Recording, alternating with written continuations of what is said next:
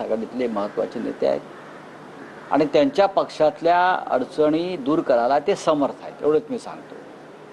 अडचणी या निर्माण केल्या जात आहेत बाह्य शक्तींकडून. जसं पूर्वी भारतामध्ये काही घडलं की परकीय हात आहे असं म्हटलं जायचं, तसं या प्रत्येक अडचणीमागे विरोधी पक्षातल्या एक बाह्य शक्ती आहे. ती बाह्य शक्ती म्हणजे मोदी शहांची. त्यांना कोणीही या देशातल्या प्रादेशिक पक्षामध्ये स्थैर्य यावं, नीट काम व्हावं, विरोधी पक्षाची भूमिका नीट बजावावी असं त्यांना वाटत नाही. जातीय आणि धार्मिक धर्मांध शक्तींच्या बरोबर जयंतराव जातील असं त्यांच्या शत्रूंनाही वाटणार नाही. आणि जयंतराव पाटलांकडे जी क्षमता आहे कामाची, ते आता जे कोणी आहेत विधिमंडळात त्यांच्यापेक्षा खूप उच्च क्षमता. त्याच्यामुळे हे कुठल्या एखाद्या गटात वगैरे सामील होऊन ते काय वेगळा विचार करतील. आणि आता आर पाटलांचे चिरंजीव आहेत, स्वतः रोहित पवार आहेत,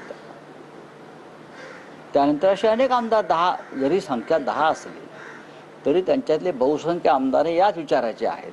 शाहू फुले आंबेडकर पुरोगामी विचाराचे आहेत. सांगलीमध्ये कुणाचं नेतृत्व सक्षम आहे याचा निर्णय सांगलीकरांनी केलाय. जयंत पाटील यांना प्रमाणपत्र देण्यापेक्षा आमचे नेते गोपीचंदजी पडळकर यांनी विधानसभेमध्ये जयंत पाटील यांच्यावर केलेलं भाषण ऐका. सांगलीकरांनी त्यांचं नेतृत्व निवडलंय. तुम्ही कितीही कुणाला प्रमाणपत्र दिली तरी त्याचा काहीही फरक पडणार नाही. तुम्ही आपल्या पक्षाची जी वाताहत होते त्याच्याकडे लक्ष द्या आणि मग इतरांना प्रमाणपत्र वाटत सुटा.